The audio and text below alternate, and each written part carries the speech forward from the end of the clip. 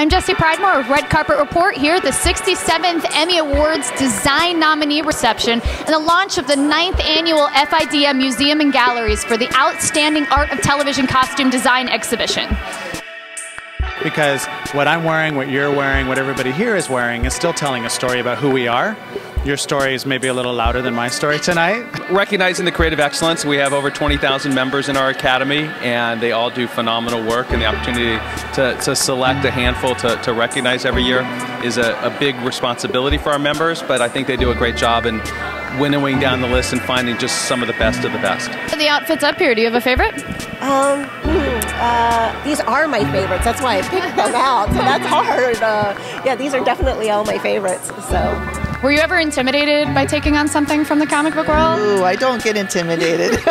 You don't seem like you do. No.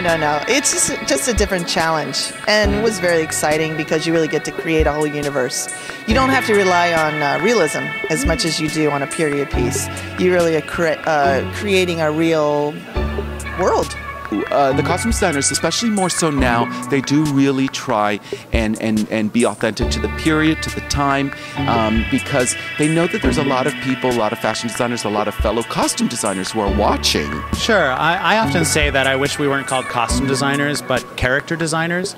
I designed a double-breasted suit for him, so he looks like he's affluent. So it's a little bit of his aspirations are in that suit, but the color is the reality of the life that he now has. He's sort of like, a lawyer who just gets a case here and a case there and trying to make ends meet. I know. I'm very honored to be maybe the only character of Joss's that he's killed off that has managed to come back. And especially on my show, because we've got such great, strong women, and getting to do fabulous, superhero costumes for them, like Mockingbird, and, it's wonderful. It's really wonderful.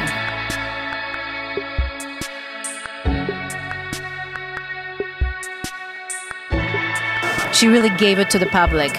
So there was so much fun designing these costumes because we could go flashy. You can see behind me a lot of sequins, a lot of color. We had a lot of performance, probably about 20 performance outfits, with the dancers, and everything had to match. Whitney costume, done by Mona May. It's the 20th anniversary of Clueless. So, those are great. So many great things. Yeah, for sure.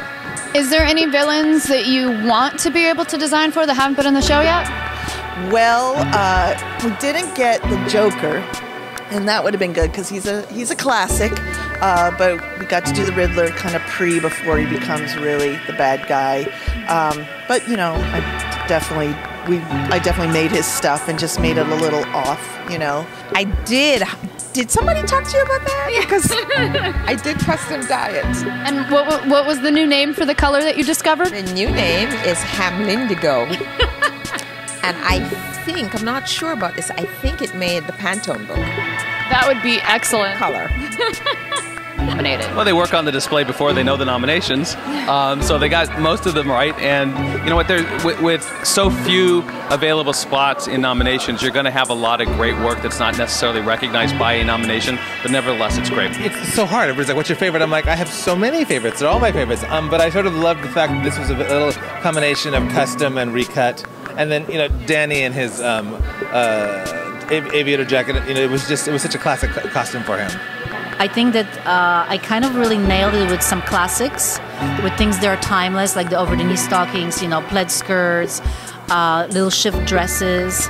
And I think tailoring was really important too. I talk a lot about clothes fitting well people. I think that's something that you see on the girls and you're like, wow, that just looks great, even though it was maybe 99 cents. Stuff with my powers, it's more like it looks cool afterwards, but when we're shooting, it's like, oh, and nothing's happening. So it's a lot of play pretend.